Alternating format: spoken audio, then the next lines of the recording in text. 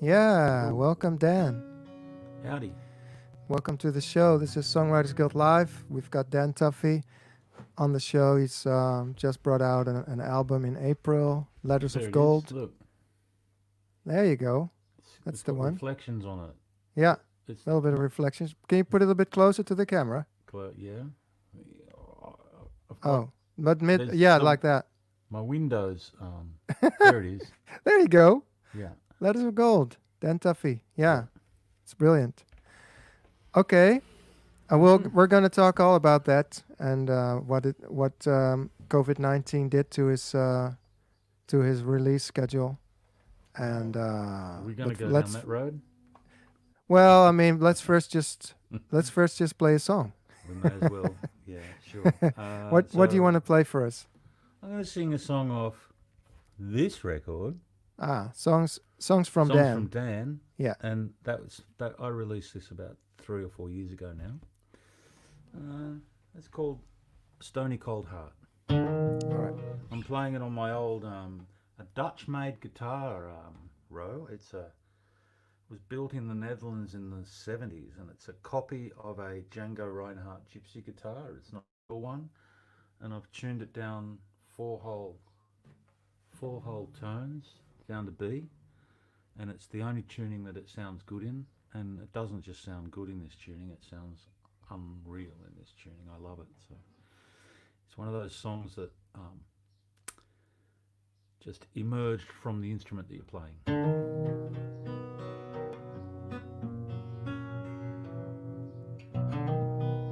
For all of the trouble we're having, I don't want a divorce.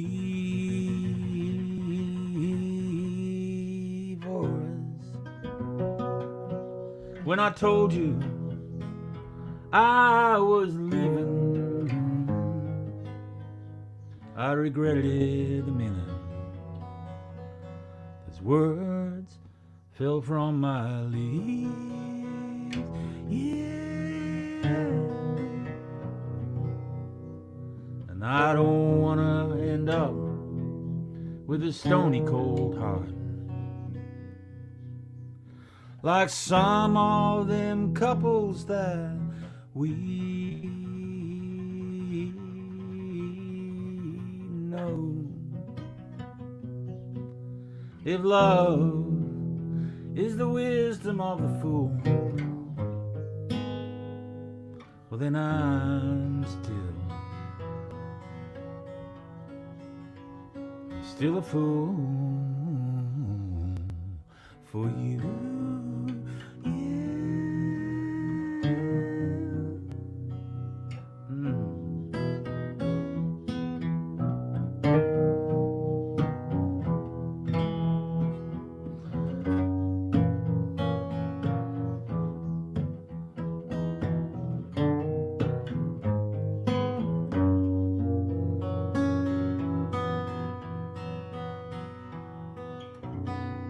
And I don't want the house,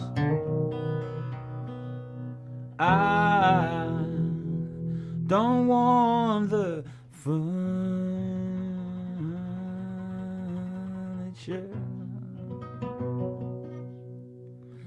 All I want is to hear you say that I'm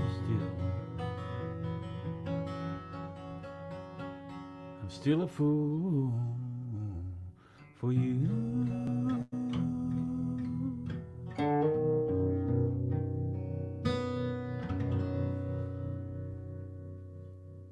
Yeah, I think I forgot a verse.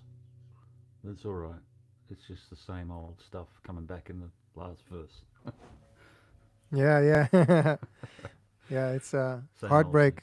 Heartbreak, Yeah. right? 3 verses of heartbreak or 4 verses, who cares? Who cares? Yeah. Well, Cool.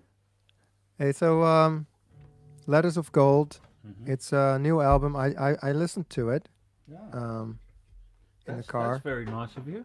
Yeah. Before talking to me. I listened to it a couple of like maybe a week ago or something, Yeah. and it's an awesome Oh, album. you It's like it? Nice one. yeah, it sounds so good, Thanks. and of course you have these wonderful mics, but it's more than that. It's Mm-hmm. just the way you are blended with your music, Cool. and also the new sounds that you're using with Right. the the drum computers. It's Mm-hmm. just yeah, very welcoming to me. Nice one. It's like, oh wow, you know, Yeah. it sort of makes the album more like something you can just digest wholly instead of Okay. after a while you start thinking, well, maybe I should play something else now. Oh, But keeps your. You mean it keeps your attention span yeah, happening? it Oh, does. that's nice. Yeah, Good one. I Yeah. Well, that yeah, actually, that's interesting, isn't it? Because like we have our. I think we have a sort of a narrowing of our attention span in this day yeah, and age, and that's true. so that's a really big compliment to hear that it actually that you could hang on to it for more than 30 seconds on Twitter. That's You're right. yeah, cool, nice one. It's crazy. That's a big compliment. I Wow, appreciate it. Yeah. wow, yeah. Well, you're welcome. Mm-hmm. So you wrote it probably. I mean, when did you write it? That's the question.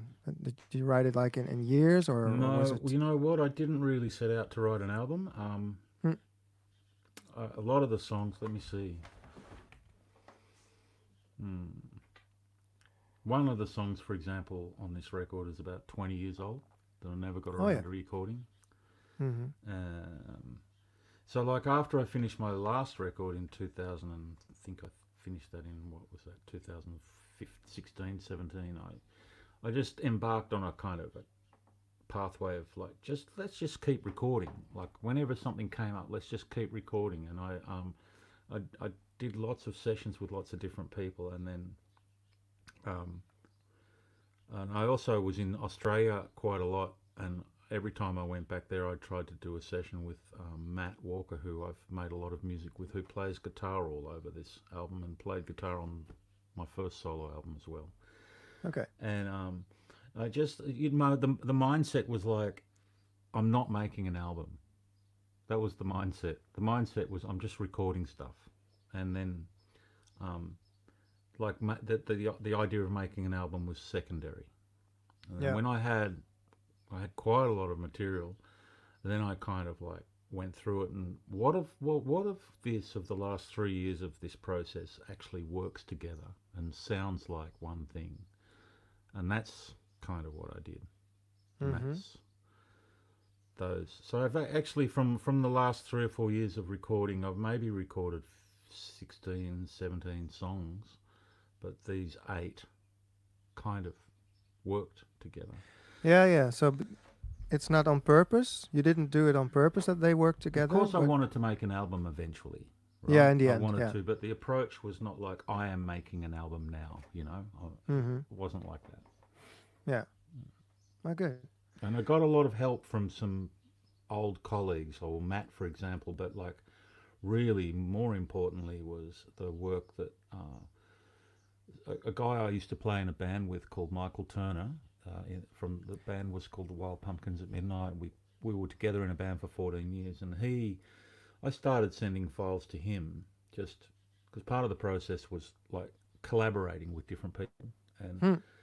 so a lot of the electronics you hear on it are his input, and Okay. what he kind of sent back to me resonated with me so much, and it was clearly that he and I were back in some kind of old flow together of Great. collaboration, and it was Yeah. felt really good, and he just was sort of feeling in perfectly, feeling into where I was at with the songs, and so he kind of like elevated himself to co-producer status of this record. So like that Okay. stuff that you were talking about the electronics and how it fits in, and it's all true. It does fit in perfectly, and it's because of the collaboration that I got going with him again that happened. That's great, man. Yeah, I cool. didn't even know about this band, but Right. Mark Werkman, he mentioned it like that was his favorite band, Oh yeah. Right. and he's from the Netherlands, Yeah, you yeah. know. Yeah, we did quite a lot of things in Holland in the 90s. You know, we Yeah. played Holland and Germany and England, and we went over to the Eastern Europe, and we played Belgium, and I think we might have went down to France. I can't remember, but yeah, we were doing quite a bit back then. That band, yeah. Yeah. Good. So it was a kind of a reignition of an old collaboration that really worked out well on this record. It had its moments, you know, like collaborating with people's never always smooth sailing, but No, yeah. but this sounds really nice. You want to do another song? Yeah. How about let's see, I might just change guitars. All right. Now that we're talking about the album. Mm-hmm. And yeah, I'll do a song off the new record, and I'll just hang on. I've got to readjust myself. I've got to. One of the cool things about the new record is that it's challenging me, because you know I don't have the musicians with me that I made the record with, and it's I'm going to go out and do some shows soon when this COVID thing's over, and one of the big challenges is how do I reproduce this live. Mm-hmm. And I'm not that worried about getting it right perfect, but it's been fun because I've started working like this. Here we go. All right, go ahead. This one's called Honey Flow. Okay. Mm-hmm.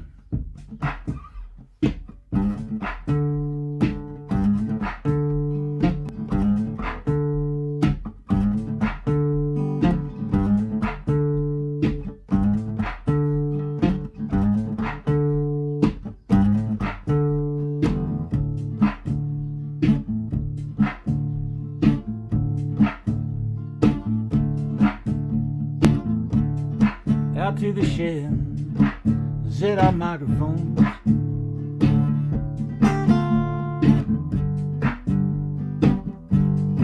And watch them little lamps glow.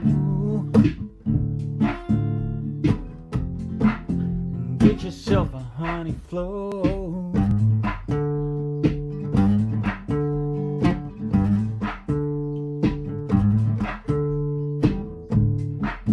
Oh my, where did that little sun go?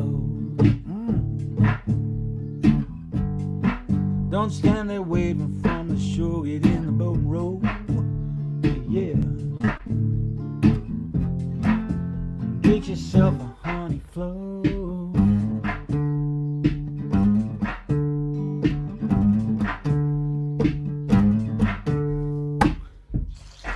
June, July, August, September, light a fire, help me remember that sweet, sweet song, oh honey, honey flow. That sweet, sweet song in the long, long ago, oh honey flow. Honey flow.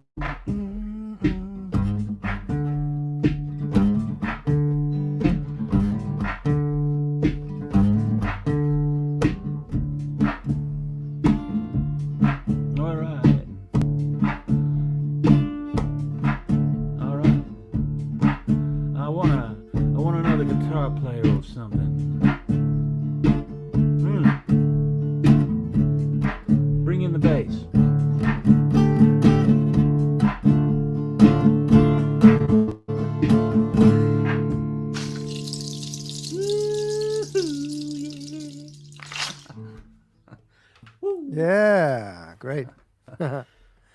Yeah, that's awesome. So you used that percussion thing also yesterday, and I was like, yeah, what? Did he put on some a water tap, or is he a sample of a water tap? You know, it's like, I mean, actually, I need a percussionist, really. Right.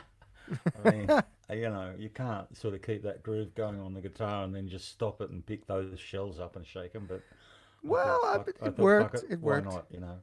No, it worked. Yeah, I like, you know, I like the percussive element of music. It really, that's what kind of, I don't know. I just like that a lot. You know. Yeah. And I like playing with people who've got a percussive, groovy feel or something. So, Okay. you know, Yeah. So not specifically a percussionist, but he could be a bass player oh yeah, or a guitarist, but the way he plays his instrument that's it. or her Yeah, in the instrument. groove, Yeah, I got you. in the groove.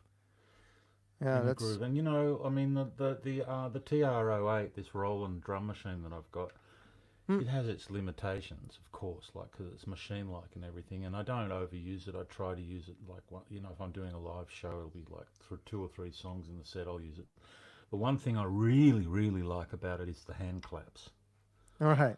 I fucking love the hand claps on it. And Okay. like, you can't reproduce them in a studio. It's just such a Can good you sound. show us a hand clap? Let Is me it possible? see. Look, the hand. Well, if I play that groove I just played, that one, that Right. one, Yeah. that is just classic TR. Well, it's the old 808 drum machine, the old hip hop thing. Yeah. But the clap I love, and the bass drum I really love too. Yeah. And I've got some of my best friends are drummers, and they're really like, well, what are you doing? Right. And it's like, Yeah. look, don't take it personally. I mean, I love the way you play too, but Yeah. there's something about that hand clap and that bass drum on this machine. Just doesn't, you can't, it's like you can't reproduce it live No. with And a it real surprised me instrument. so much to hear it on your album. Right. It really, I really liked it. So, Cool. Yeah. yeah. Because you are such a deep, I would say, acoustic folky songwriter, and then Right. to have some beats going on there Mm. as well. Yeah. That just brings it out into a new plane, a new. Mm. It's interesting you say like it's true. I do see myself as a songwriter, and that I sort of touch on what you just used the adjective deep, Mm, but like the music I listen to is just I don't listen to anything that's anything like the songs I write. Like okay. I'm gonna listen to funk and jazz and Oh yeah. hip hop and Oh yeah. Okay. Yeah. so I mean, and Mhm. uh, I've been wanting to pull some of that, but I don't play that stuff. Like if when I Right. play bass or something, I could play bass in a soul band and feel really happy. Mm-hmm. But So you probably have the feeling. I mean, I recognize that you're saying, well, I mean, I like it so much, but if I would play it, it would just ruin it, sort of. well, I mean, I'm a storyteller, Right. and I'm not a funky front man. Yeah. I'm not, but like the funky part of me is more in my groove, in my feeling for groove. So like if Yeah. I was in a funk band or a up tempo, more rock outfit or whatever, my position and my role would be bass or percussion for sure, and not like prancing around at the front. I'd be in the engine room, Right. and Yeah.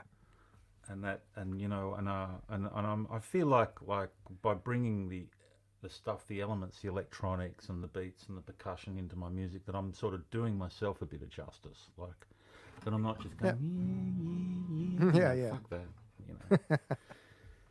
That's good. That's Mm. good. So, yeah, I do want to touch the subject Yeah. about your plans that went totally haywire. Mm. Um, Fine. I mean, I'm over it. yeah, because the thing is, it's a story that probably I mean that a lot of artists can relate I to. don't think I'm the only one. You know, No. so you got everything lined up. You got a Oh, great tour. yeah. Yeah, I had that's it. what you told me. Who had And it all? It was all looking so good. The yeah, record was really probably for the first time in my career. Like when you're planning a release and concerts and everything, and you're finishing a record, it's not easy to get everything in the same channel and heading in the same direction. That the apex, that it's all coming together at the right time. yeah, Everyone's trying to create that perfect situation, and which means having the record out in time, having the reviews, having bookers months before the record comes out interested, and that all actually working out for you, and that you don't feel like you're pushing uphill. And Right. in this case, it was all working out. I had shows here. I had the shows that I wanted to have. I had here. I had shows in Australia, a great looking tour in Australia. I had people buzzing about my record. I had a record company even take it off me and go, "We want to do this. You don't have to do this on your own." Right. You know, I had the whole thing, and it's like I've been in the music business for a long time, and it was like, fuck, this is all lining up in the way I've tried to make it line up for 35 years, and it's all happening, and I'm not doing anything Right. really. Well, I put a Yeah. year's work into it, really, but Mm-hmm. everything, there was no struggle. It was all, oh shit, wow, this is cool. Yeah. And then the record was scheduled to come out on the 24th of April, and it was already in the pipeline, and it was all happening, and the promo had gone out and everything. And when did Corona hit? Sort of March, Yeah. just before that. And Yeah. Half March. Yeah. and I just watched the tour, the list of shows, all the shows in Holland, just like they just dropped dead. Mm-hmm. And then there was this sort of bunch of really great shows in Australia that was like well, if you imagine a sort of a nice, beautiful big house, just started, the windows started falling off, then the door fell Yeah. off, and the front fence fell over, and then weeds grew in the garden, and then someone lit Yeah. a fucking fire and burned it down. Yeah. Yeah. So That's a I good was image. left with that. But yeah, like you know, I'm not the only one, so No. you know, Nah, that's true. yeah. So yeah, you just have to rebuild. I mean, like us, like I mean, the album is still there. You know, Well, that's that's it. yeah. That's kind of like what you would hope, that you kind of always hope. I think if you make a record, if you commit so much time and energy and resources, you know, money, Mm-hmm. whatever, to making something, a piece of art, a piece of music, um, there's some part of that you want that to last somehow. You Yeah. know, and I've as I sort of I know as I have gotten older. No, but as I, you know, I realise that's really more important to me than the effect that the album will have on my career. What's more important to me is that I Yeah. can, or you or anyone who likes this record can, in 10 years' time, put the record on and go, geez, that still sounds good. You know, Yeah. that's yeah. So I've still got that. Yeah. Yeah. Yeah. Mark, he says he saw you once on and there's probably a, a YouTube link All right. that Yeah. goes to a show. I wonder where that is. Yeah, Mark, just that YouTube link, we don't see that. So just tell us where did you see it? There'd be a few old YouTube footage of us up there doing that Okay. thing. I had a lot more hair then. Sorry? I had a lot more hair. Oh, okay. Yeah, jeez. Yeah. So probably won't recognize you. Yeah. Mhm. So you want to do another song for us? Yeah, sure. Now I've got this little guitar. I'll do one of my like real simple 2 chord type songs. This one's on the Okay. record. It's called Sandy Track. Let's first say that Mark saw you at the EM2 in Groningen in '95. Oh, you were at that gig. Yeah. Wow. Because I know that's one of the.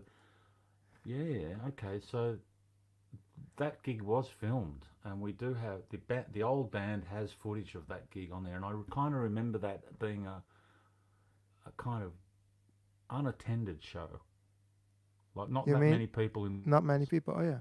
Yeah. Hmm. So he was lucky to be there. Yes. Yeah, he is from Groningen, so. Yeah. All right. All right, man. So Okay. yeah, just tell us about what you're gonna do now. This song's called Sandy Track. Up where I grew up in northern New South Wales in Australia, there's a beautiful. Well, there's a lot of dirt roads going through the bush, but there's one in particular that heads south of my village, where I grew up, along the coast, through a sort of basically a wilderness, coastal wilderness area, which is becoming more and more popular as time charges on. But of course, the local council and people with land down there, not everyone, but a lot of people really want that road tarred because they want the visitation and they want the development that will happen, and they want the economic benefits of that. But it's going to be the end of the natural beauty of that place if that happens. And actually, this song isn't really a protest song. It's really my feelings about that part of the world in a song. And the other thing I wanted to say about this song is the local Aboriginal people, the Gadje people, who they have some sacred sites down there, and they're very connected to the country there, and their voices been largely overlooked in the discussion about whether to seal this road or not. And anyway, the song's called Sandy Track.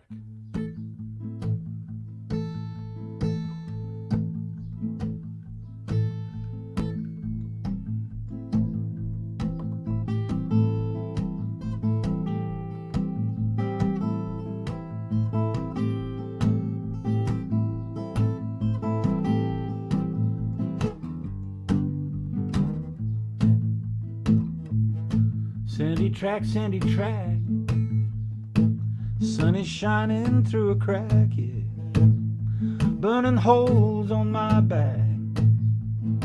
Down along that track,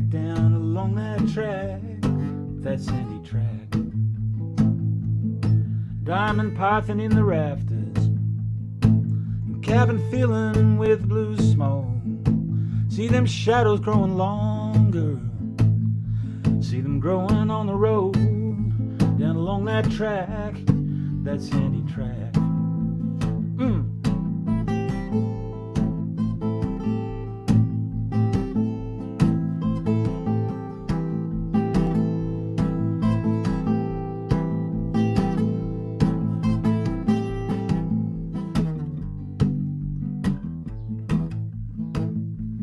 Two chords, baby.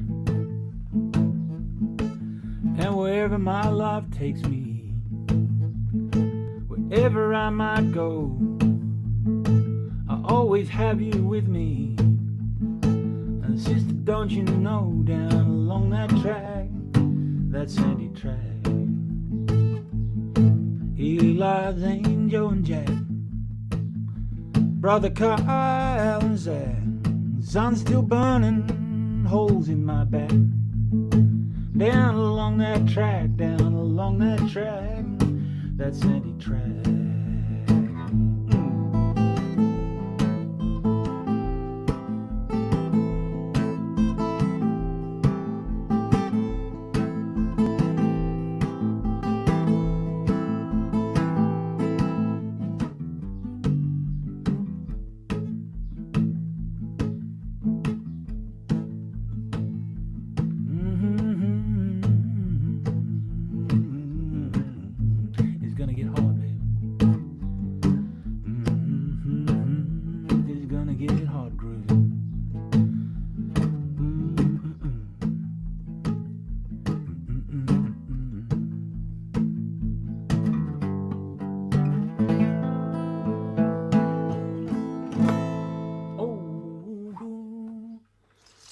Shake it. Great song, man. That was on the album as well. I really loved that one. Cool. Yeah. Yeah. It's So funny. there, It's yeah. not even. It's barely a song. But it is. It's two chords and some words, but it's still a song.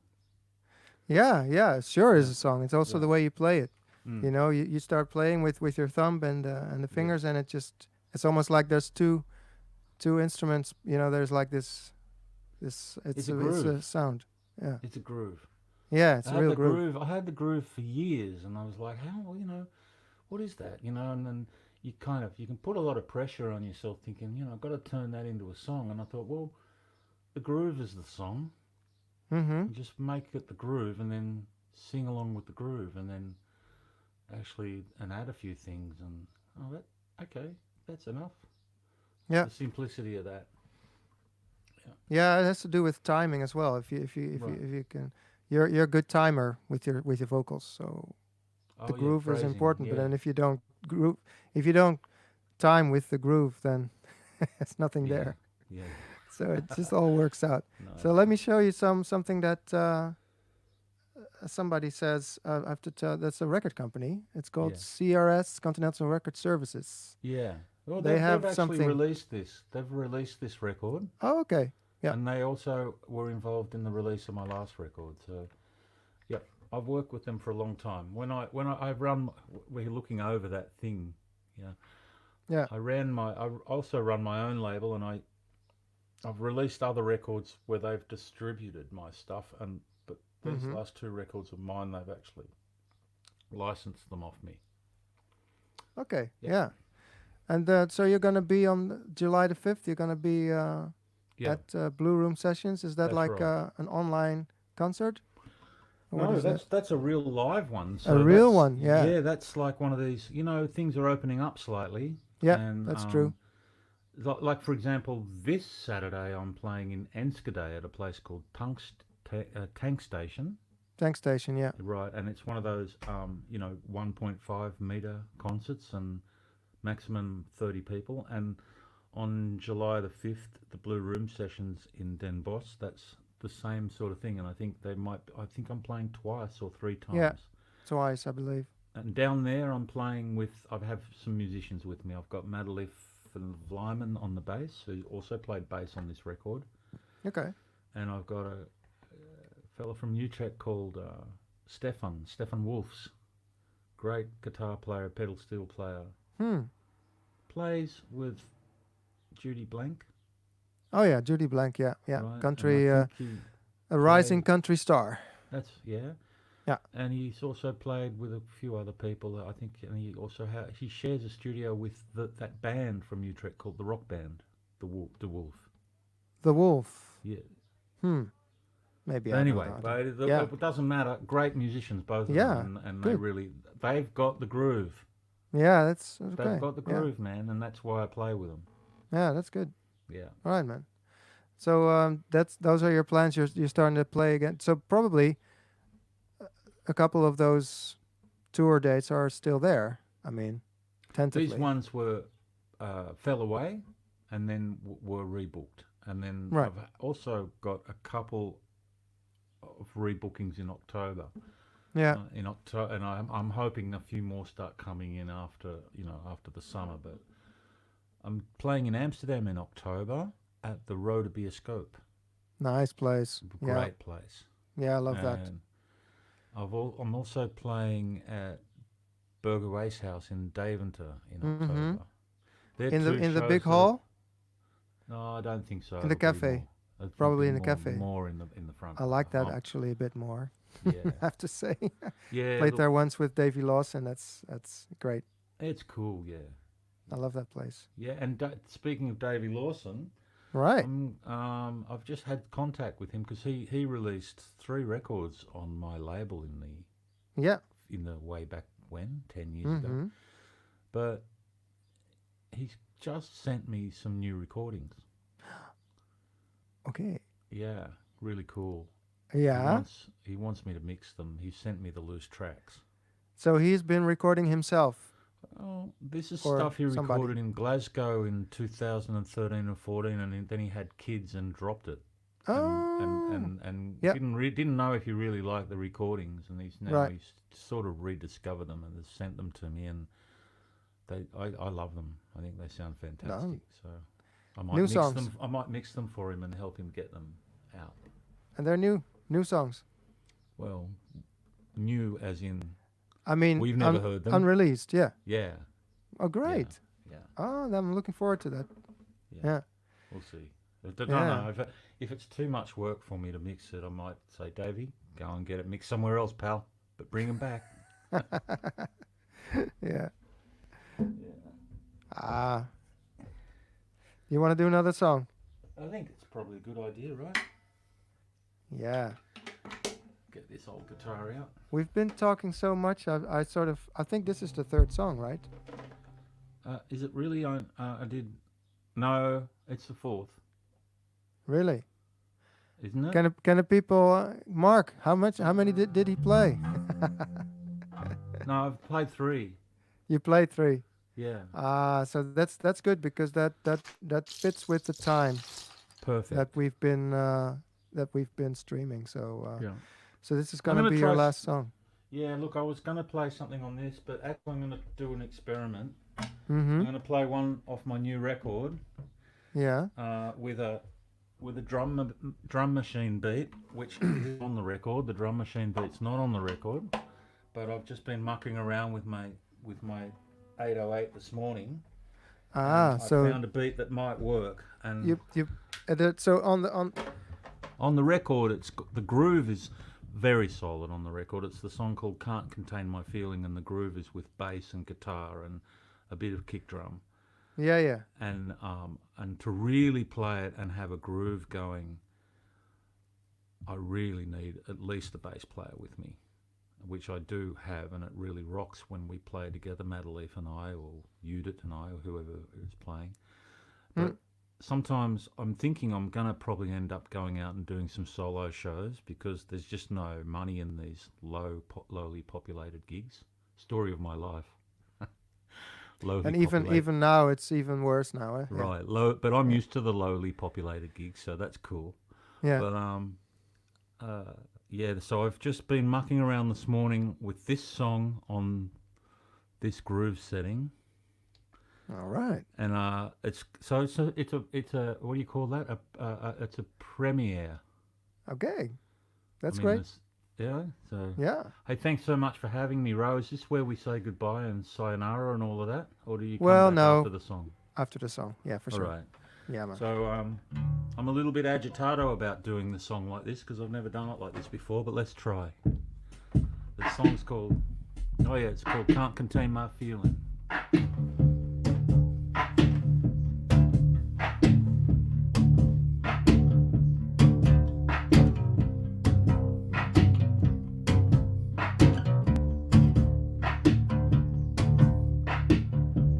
I keep dragging that same old load of rocks and stones up the wrong side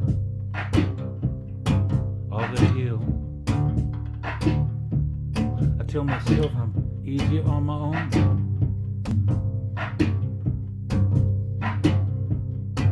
Oh yeah.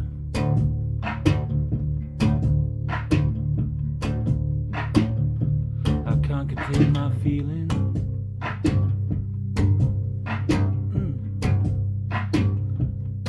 I can't contain it.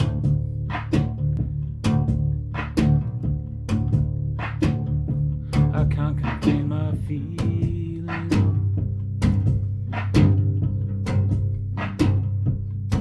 I can't contain it. All right.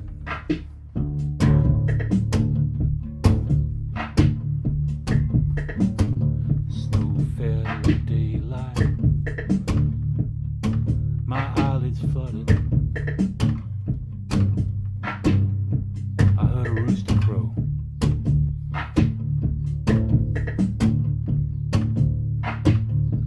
And everything we put in place to make love safe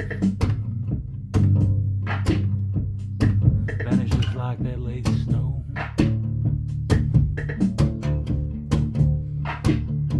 I can't contain my feeling.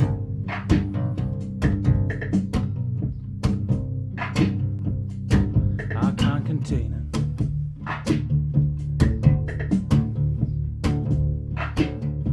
I can't contain my feeling. I can't contain it. There'd be an instrumental here now. Instrumental.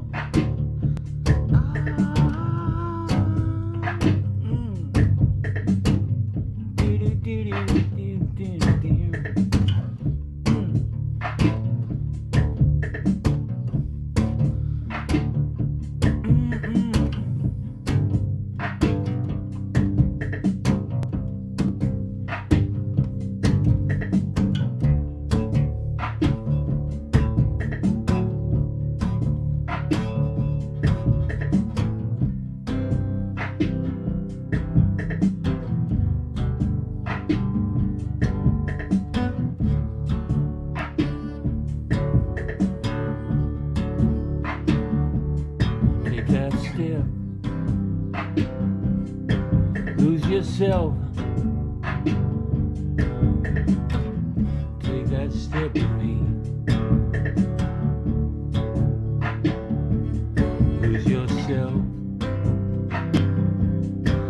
It ain't safe,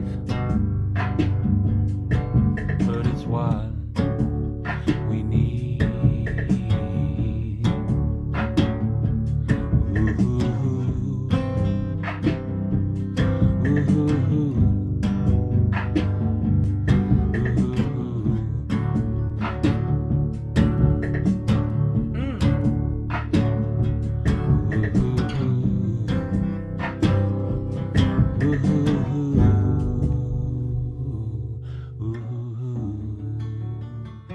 I can't contain my feeling.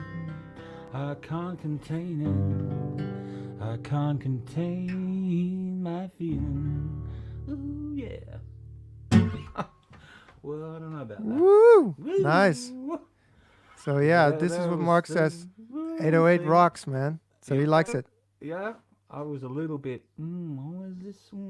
Because I can kind of do it like, I can do it without the drum machine, like, actually. But you do it a bit faster then.